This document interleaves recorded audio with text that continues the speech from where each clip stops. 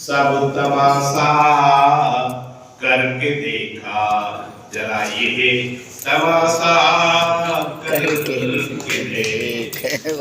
सब तमाशा करके देखा, ये तमाशा करके देख। महापुरुष कहते हैं कि जीवन में अब तक हम पूरी प्लानिंग चलते रहे, ऐसा करना है, ऐसा करना है, ऐसा करना है, ऐसा करना है। महापुरुष कहते हैं जो थोड़ा सा जीवन बचा है उसमें हम अपना आग्रह छोड़ दें और आग्रह छोड़ करके पूर्ण रूप से उस पर छोड़ दें। और हम पढ़ते भी हैं, लोग कहते भी हैं, कोई सोई तो राम रखा कहते हैं, लेकिन अंदर से हमारी आस्था दृढ़ नहीं हो पाती है। कारण दुख का यही है। जीवन का लक्ष्य है कि दुखों की आध्यात्मिक निवृत्ति हो जाए। मानव जीवन का लक्ष्य क्या है? दुखों की आध्यात्मिक निवृत्ति और परमानंद की प्राप्ति लक्ष्य है हमारा। प्रश्न है कि आखिर दुखों की निवृत्ति होगी कैसे? दुख हमारे जीवन में आ रहे हैं तो उसका कारण तो अभी है, कोई दूसरा नहीं है। ये मत मानना कोई पड़ोसी दुख दे रहा है आपको। दुख का कारण आप स्वयं। कभी न कभी हमारे द्वारा कोई ऐसा कर्म हुआ है और जिसका परिणाम आज हमारे सामने आ रहा, दिख रहा है। तो महापुरुष कहते हैं कि तुम सावधान होना पड़ेगा। और ये सावधानी कब होगी? जब सत्संग में बैठकर आपका विवेक जागृत होगा।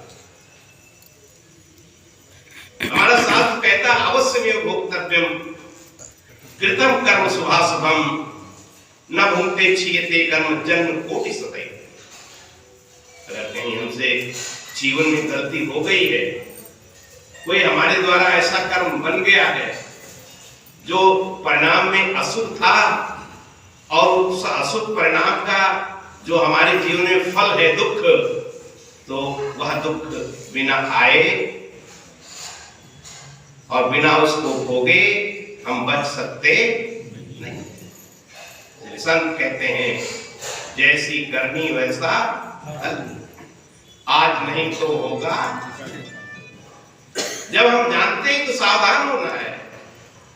सावधानी आपको ही करनी पड़ेगी, कोई दूसरा नहीं करेगा। और यदि आप सावधान हो गए तो कैसा भी जीवन में हमारे अनुचित हुआ हो, कैसे भी दुष्कर्म हमारे से हुए हो, ठाकुर जी की घोषणा है कि घबराने की जरूरत नहीं है। उनका तो करुणा है, उनके अंदर दयालुता है। और संत तो यहां तक कहते खता सब भूल जाते हैं, खता सब भूल जाते हैं। निहायत प्यार आता है, बसर जब खम किए गर्दन सरे दरबार आता है। एक बार ठाकुर जी की दरबार में आप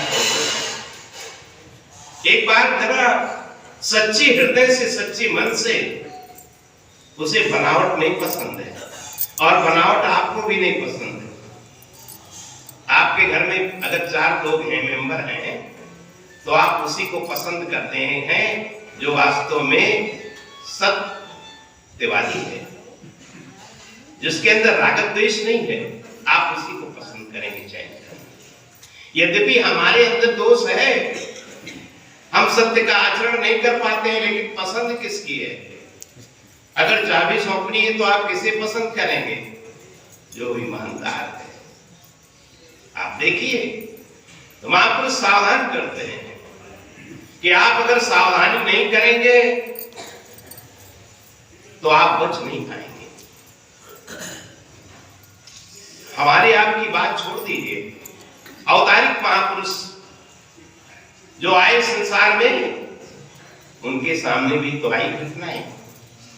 राम जी आए तो उन्हें वन वन भटकना पड़ा या नहीं? आप देखिए, उनके सामने भी तो परिस्थितियां आई, लेकिन उन परिस्थितियों को देख करके राम जी के अंदर जो एक प्रसन्नता है, एक जो उनकी मुस्कान है उसमें थकान नहीं आई, वो इसलिए कि हम भक्तों को भी प्रेरणा देने के लिए। एक और वन वन में भटकना है नंगे पैर, जो राजसी वस्त्रों में रहता हो, राजसी सुख वैभव में रहता हो और अचानक कपड़े उतार करके भलकल के कपड़े पहन करके उसे जंगल में जाना पड़े, आप सोचो क्या स्थिति होगी। लेकिन वो स्वामी जी कहते हैं कि जब राम जी चले तो क्या लिखते हैं कि नव वेंद्र वीर मन राज अलान समान। आप देखिए भगवान का मन कैसा है। उन्होंने उदाहरण दिया कि जैसे कोई हाथी का छोटा बच्चा जंगल से पकड़ करके ले आया जाए और वो अचानक उसकी जंजीर टूट जाए और उसको मौका भागने का मिल जाए, तो इस तरह से वो भागता है, अपने स्वजन बंधुओं से मिलने के लिए अंदर से बेचैन है जंगल की ओर। राम जी चलते हैं तो कहते हैं गोस्वामी जी की नव छूट गयो वन गमन सब। आपको स्वामी जी ने अकाट उदाहरण दिए हैं मानस में, जिसको कहीं कोई भी हालांकि चौकी गोया नहीं लगा सकता है। कहा ऐसा क्यों हुआ? क्योंकि राम जी ने पहले से सोच रखा था, पहले से उन्होंने उनके चिंतन में था कि जो राज्य मुझे दिया जा रहा है इसके तो हमारे चारों भाई अधिकारी हैं, एक साथ पैदा हुए, एक साथ संस्कार हुए, जन्मे एक संग सब भाई, भोजन सैन के लिए लड़काई, बोले करण वेद उपवेद ब्याह, संग संग सब भय उचाहा, विमल वंश या अनुचित एक बंद ब्याह है। बड़े कैसे बड़ा होने के नाते मुझे राज दिया जा रहा है, भाइयों को मुझसे अलग किया जा रहा है। अंदर उनकी सोच थी और उस सोच के कारण ही जब वनवास मिला तो गोस्वामी जी लिखते मन मुस्काए भानु राम साहब, मन मुस्करा रहे हैं। देखिए तन से मुस्काना सरल है, कई बार लोग बोलते हैं बात करते हैं तो मुस्करा के बाद बोलते हैं, माने स्टाइल उनकी ऐसी होती है। मैं कहता हूं कि मैं तो मुस्कुराने की कोशिश भी नहीं कर पाता हूं, आप तो हर समय मुस्कुराते रहते हैं, तो उनकी स्टाइल है। अंदर से बहुत दुखी हैं। आप बैठकर पूछे कि क्या स्थिति है घर की, परिवार की, तब फिर उनका रोना सुनते सुनते आप दुखी हो जाओगे। इसलिए बनावट नहीं, हमारे ठाकुर जी का ये उद्घोष है कि नहीं बनावट नहीं, एज इट इज, तुम जैसे हो मेरे दरबार में आ जाओ, मैं सब कुछ माफ कर दूंगा। जैसे माँ बेटे से कहती है बच्चे से कि बेटा तुम सच सच बताओ, कोई भी गलती तुम्हारी हो मैं सब माफ करूंगी, लेकिन प्रश्न है कि तुमको सच बताना पड़ेगा। ठाकुर जी भी यही कहते हैं कि ठीक है अपराध हुए हैं, गलतियां हुई हैं, मैं मानता हूं।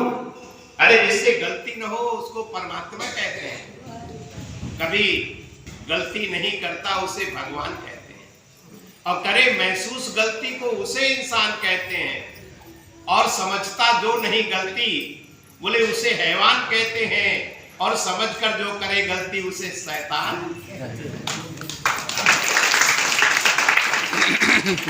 हम विचार करें कि हम किस श्रेणी में हैं और विचार करके अपने को सावधान करें। जो बीत चुका है उसकी चिंता न करो, समय तेजी से भाग रहा है, बचपन कब चला गया बुढ़ापा कब आ गया कुछ पता नहीं चलता है। तो तेजी से भागते हुए समय में और जीवन क्षणभंगुर है, जहां इसकी विशेषताएं हैं उसके साथ दोष भी लगे हुए हैं, इसलिए महापुरुष सावधान करते हैं। घड़ी कहाँ जा रही है, अभी है। तो मेरा निवेदन ये है कि हम आपको स्वयं चलना पड़ेगा।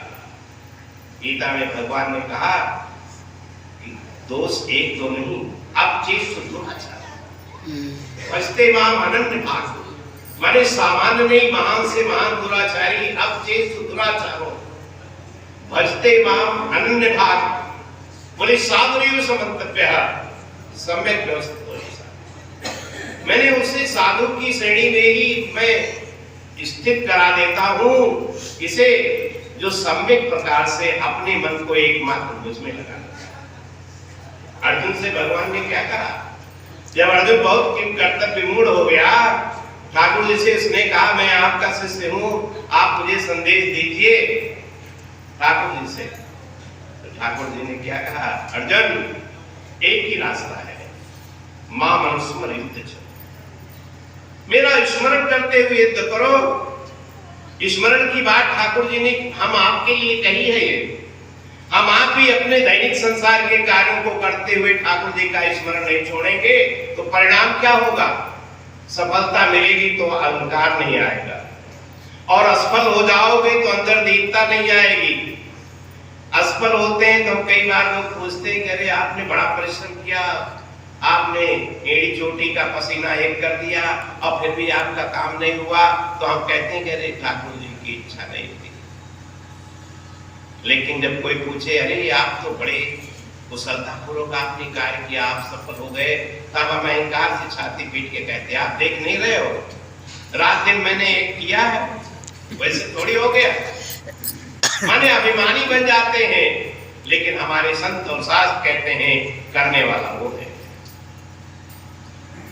आप करता, आपके अंदर शक्ति किसने दिया है? बुद्धि आपको किसने दी है? बल आपको किसने दिया है? अरे यदा तम तेजो जगत भास्य देखलम यत् चंद्रमस यत् चाग्नो तत् तेजो। जो भी हमारे अंदर शक्ति सामर्थ्य और बल है उसको देने वाला जो है वही वास्तव में करता है। हम कर्ता बन के अहंकारी बनेंगे तो जब कर्म का भाव रखेंगे तो उसका फल भी तो फिर हमें मिलेगा। इसलिए हमारे संत कहते हैं यत् करोसि यजस्नासि युज्योसि ददासि यस् तत् तपस्सि कौन्तेय तत्पुरुष मदर्पण।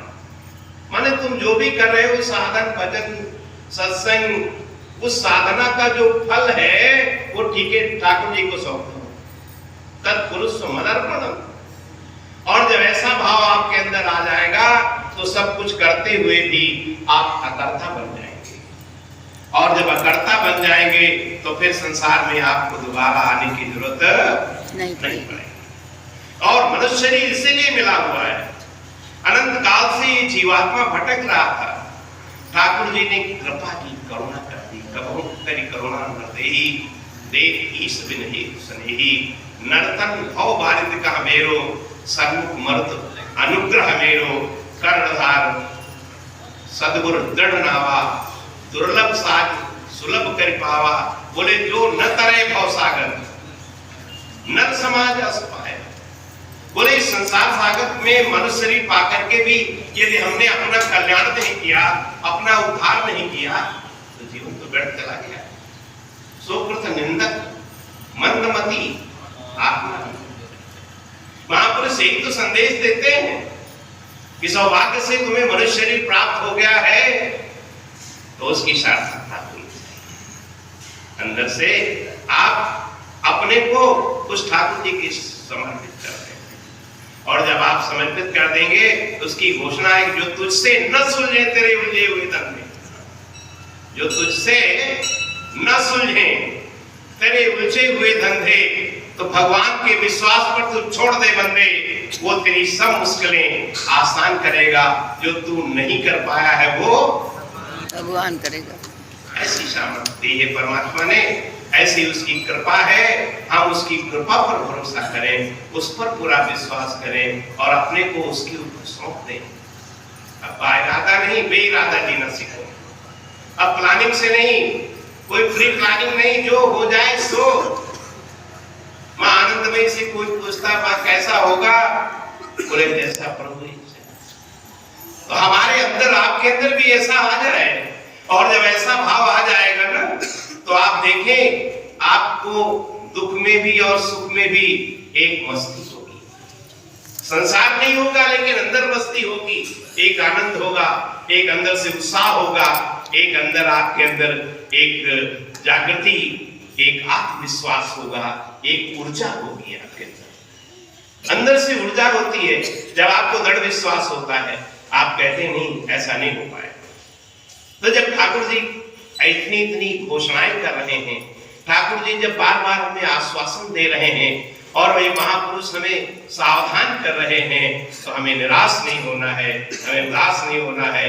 हमें अपने लक्ष्य को प्राप्त करने के लिए सतत प्रयास करेंगे और इन महापुरुषों की कृपा से हमें लक्ष्य की उपलब्धि हो जाएगी। इन्हीं विचारों के साथ समय की परिधि में मैं वाणी को विराम दूंगा। महाराज श्री का आपको आशीर्वचन मिलेगा और कल की जो हमारी सभा होगी